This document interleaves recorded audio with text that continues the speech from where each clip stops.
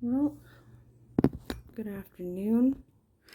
I thought I'd fit in a chapter of Hebrews now that we've begun it. Chapter 2, it has the heading, A Warning to Pay Attention. Okay, so we must pay the most careful attention to what we have heard. Then we will not drift away from it. Even the message God spoke through angels had to be obeyed. Every time people broke the law, they were punished. Every time they didn't obey, they were punished. Then how will we escape if we don't pay attention to God's great salvation? The Lord first announced this salvation. Those who heard him gave us the message about it. God showed that this message is true by signs and wonders. He showed that it's true by different kinds of miracles. God also showed that this message is true by the gifts of the Holy Spirit. God gave them out as it pleased him. Sorry, I have to turn the page. The next heading is Jesus was made fully human. Verse 5. God has not put angels in charge of the world that is going to come. We are talking about the world.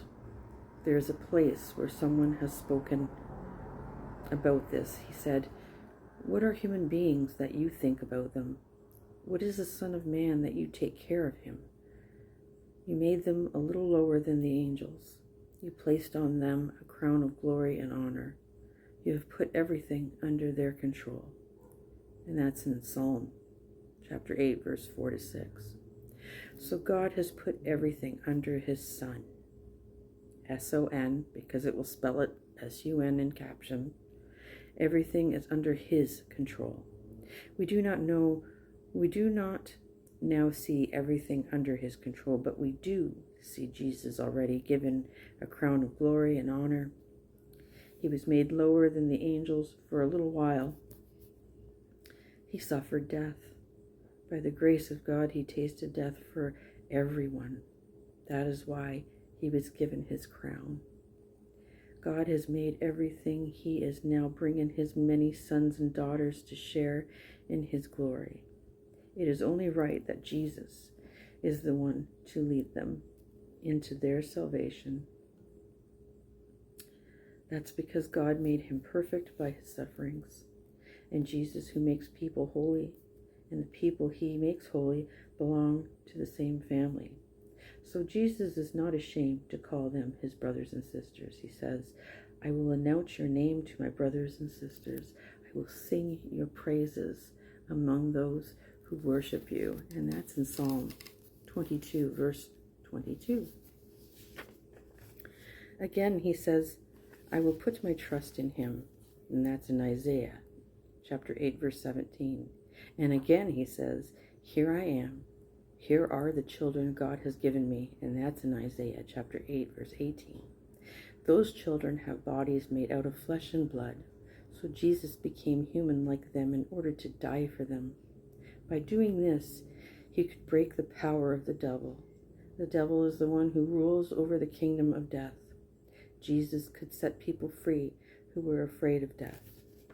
All their lives, they were held as slaves by that fear. It is certainly Abraham's children that he helps. He doesn't help angels.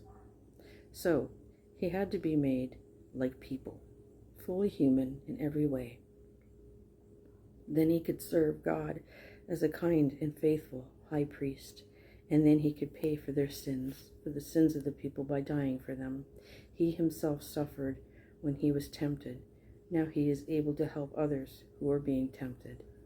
And that is the end of chapter 2. Chapter 3's title is Jesus is Greater Than Moses, and that will be tomorrow. And good reading. I might come back later and do a song of songs. Anyways, it was good reading to you. I hope you all have a wonderful afternoon, and I will be on again later. Goodbye for now, and God bless.